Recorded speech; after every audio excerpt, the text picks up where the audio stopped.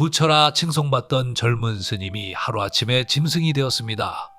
그것도 신성한 절방에서 정절의 상징인 과부와 몸을 섞다가 말이죠. 평생 목탁만 잡았던 소는 여인의 하얀 살결을 탐했고 새벽마다 외우던 연불은 거친 신음으로 변했습니다. 8살 때부터 쌓아올린 20년의 수행? 빗물에 젖어 몸에 착 달라붙은 여인의 속옷 한 장에 처참히 무너져 내렸습니다. 이거 소설이 아닙니다. 조선시대 유목인이 기록한 충격적인 실화입니다. 마을 사람들은 침을 뱉었습니다. 부처를 팔아 계집을 탐한 미친놈이라고요. 하지만 등가죽이 터져나가고 가문에서 쫓겨나는 지옥 속에서도 이 두 남녀는 서로를 보며 환하게 웃었습니다. 대체 그날 밤 그 고요했던 산사객방에서는 어떤 미친 일이 벌어졌던 걸까요? 살아있는 부처를 단숨에 파괴승으로 타락시킨 과부의 치명적인 유혹, 그리고 멸문을 선택한 두 사람의 기괴하고도 뜨거운 사랑 이야기, 지금 바로 시작합니다. 밤이 깊을수록 사람의 마음은 갈대처럼 흔들리고 평소엔 입 밖으로 내뱉지 못할 은밀한 속삭임이 그리워지는 법이죠. 오늘 제가 붓다리에서 꺼낼 이야기는 저 멀리 강원도 깊은 산세 속에 자리한 어느 고요한 사찰에서 시작됩니다. 이 이야기는 지어낸 소설이 아니라 조선시대 유목인이 지은 어우야담에 기록된 실화이니 눈을 크게 뜨고 귀를 쫑긋 세워 들어보셔요. 자, 때는 바야흐로 산천초목이 푸르름을 더해가던 5월의 어느 날이었습니다. 그 깊은 산속에는 성진이라 불리는 젊은 스님이 수행에 전념하고 있었죠. 성진 스님은 8살 어린 나이에 부모를 여의고 산사에 들어와 오직 부처님의 가르침만을 벗삼아 살아온 맑은 영혼의 소유자였습니다. 새벽 이슬을 맞으며 목탁을 두드리고 낮이면 경전을 읽으며 욕망이라는 단어조차 머릿속에 두지 않았던 그였지요. 그의 살결은 산바람에 그을려 탄탄했고 눈빛은 새벽별처럼 형형했습니다. 마을 사람들은 그를 보며 살아있는 부처가 따로 없다며 칭송이 자자했죠. 그런데 말입니다, 어르신들. 하늘도 무심하시지 평생을 수행으로 다져온 이 젊은 사내의 가슴에 불벼락 같은 인연을 던져버리셨습니다. 그날은 유독 비가 억수같이 쏟아지던 밤이었습니다. 천둥소리에 산짐승들도 숨을 죽이던 그때 절문을 거세게 두드리는 소리가 들려왔습니다. 성진 스님이 문을 열자 그곳에는 온몸이 빗물에 젖어 파르르 떨고 있는 한 여인이 서 있었습니다. 바로 인근 고을에서 정절로 이름 높던 박씨 부인이었죠. 부인은 일찍이 서방님을 여의고 홀로 시어머니를 모시며 수절하던 꽃다운 과부였습니다. 친정어머니의 넋을 기리기 위해 백일기도를 드리러 산을 오르다 그만 비를 만난 것이었지요. 성진 스님은 여인을 서둘러 방으로 들였습니다. 젖은 옷이 몸에 착 달라붙어 여인의 고운 자태가 여실히 드러났지만 스님은 짐짓 태연한 척 시선을 돌렸습니다. 하지만 어찌 된 일일까요?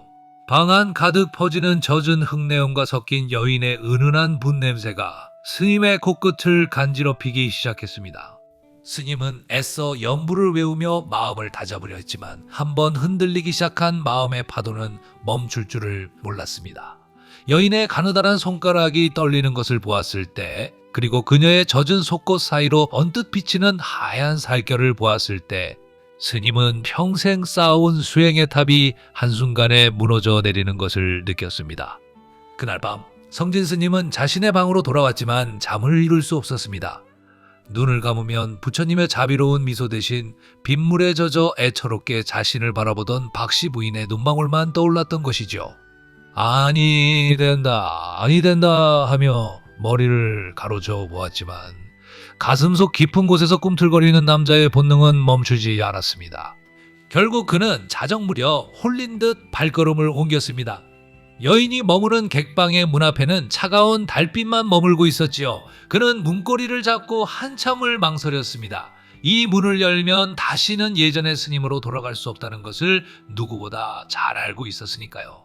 하지만 문 안쪽에서 들려온 여인의 낮은 신음소리가 그의 마지막 이성을 끊어버렸습니다.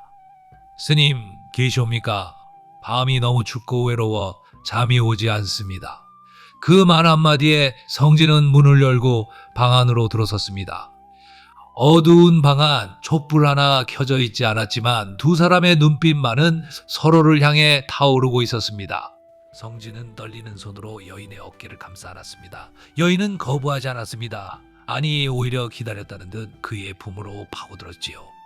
회색 승복과 하얀 소복이 어둠 속에서 한데 뒤섞였습니다. 평생 목탁채만 잡았던 스님의 거친 손이 여인의 부드러운 곡선을 훑어 내려갔고 정절의 굴레에 갇혀있던 여인의 가슴은 뜨거운 해방감을 만끽했습니다. 그날 밤 이후 두 사람의 비밀스러운 만남은 계속되었습니다. 낮에는 각자의 위치에서 수행과 수절을 하는 척했지만 해만 지면 그들은 누구보다 뜨거운 연인이 되었습니다. 성진 스님은 부처님께 올릴 공양미를 아껴 여인에게 건넸고 박씨 부인은 직접 지은 귀한 음식을 스님에게 바쳤습니다. 하지만 꼬리가 길면 밟히는 법이죠. 어느 날 밝은 밤 두 사람의 미래 현장을 절의 노승이 목격하고 말았습니다. 네 이놈! 신성한 사찰에서 어찌 이런 망측한 일을 벌인단 말이냐. 노승의 호통 소리가 산사를 뒤흔들었습니다. 마을 사람들도 이 사실을 알게 되었고 인근 고을은 발칵 뒤집혔습니다. 조선시대 승려가 여인과 정을 통하는 것은 목숨을 내놓아야 하는 대죄였습니다. 성진 스님은 마을 광장으로 끌려나와 멍석마리를 당했습니다. 매질이 가해질 때마다 그의 등에서는 붉은 피가 터져나왔지만 그는 신음소리 한번 내지 않았습니다. 오히려 그 매를 맞으면서도 저 멀리서 울고 있는 박씨 부인을 바라보며 애틋한 미소를 지었지요. 박씨 부인 역시 가문의 수치라며 시댁에서 쫓겨날 처지가 되었습니다. 사람들은 욕을 했습니다. 부처를 팔아 계집을 탐한 놈이라며 침을 뱉었습니다. 하지만 그들은 서로를 원망하지 않았습니다. 오히려 이 지옥 같은 현실 속에서 비로소 서로의 진심을 확인했으니까요. 결국 성진은 절에서 파문당하고 박씨 부인은 가문에서 지워졌습니다. 두 사람은 아무것도 가진 것 없이 산을 내려왔습니다. 예전 같으면 굶어 죽어도 이상하지 않을 상황이었지만 그들의 표정은 오히려 홀가분해 보였습니다. 성진은 머리를 기르고 저작거리에서 진군 일을 시작했습니다. 평생 경전만 읽던 손에는 굳은 살이 박이고 고운 승복 대신 땀 냄새 밴 삼배옷을 입었지만 그는 행복했습니다. 저녁 무렵 일을 마치고 돌아오면 소박한 밥상을 차려놓고 자신을 기다리는 여인이 있었기 때문입니다. 박씨 부인 또한 삭 바느질로 눈이 침침해질 때까지 일하면서도 서방님이 된 성진의 얼굴을 볼 때면 세상 모든 시름을 잊었습니다. 어르신들 이 이야기를 듣고 어떤 생각이 드시는지요? 부처님의 가르침을 어긴 파괴승이라 손가락질 하시겠습니까? 아니면 가문의 명예를 버린 부도덕한 여인이라 욕하시겠습니까? 하지만 어휘야담의 저자 유몽이는 이들의 끝을 결코 불행하게 묘사하지 않았습니다. 오히려 세상의 잣대로는 죄인이었으나 서로의 가슴 속에서는 가장 순수한 연인이었던 그들의 모습을 담담하게 기록했지요. 세월이 흘러 두 사람이 늙어 눈을 감을 때 성진은 아내의 손을 꼭 잡고 이렇게 말했다고 합니다. 내 비록 극락광생은 포기했으나 당신과 함께한 이승의 삶이 나에게는 진정한 극락이었소. 인생이라는 것이 참으로 얄궂지 않습니까? 무엇이 도리이고 무엇이 욕망인지 그 경계는 누가 정하는 것일까요? 가끔은 정해진 길을 벗어나 뜨겁게 타오르는 불꽃처럼 살아보는 것도 한 번뿐인 인생에서 그리 나쁜 일은 아닐지도 모릅니다. 물론 그 대가는 혹독하겠지만 사랑하는 사람의 품 안에서라면 그 고통마저 달콤하게 느껴질 테니까요. 오늘 이 이야기가 어르신들의 가슴 한구석에 잠들어 있던 옛 추억이나 혹은 가슴 시린 연정을 살포시 깨우는 계기가 되었으면 좋겠습니다. 긴 밤, 제 이야기에 귀 기울여 주셔서 참으로 고맙습니다. 이야기는 여기서 맺지만 우리의 삶은 내일도 계속되겠지요. 부디 오늘 밤 꿈속에서는 여러분도 그 시절 가장 뜨거웠던 청춘으로 돌아가 못다 이룬 연인과 달콤한 대화를 나누시길 바랍니다. 이 전기수는 내일 밤 더 흥미진진하고 아찔한 이야기를 보따리에 가득 담아 다시 찾아오겠습니다. 어르신들 편안하고 따뜻한 밤 되셔요. 고맙습니다.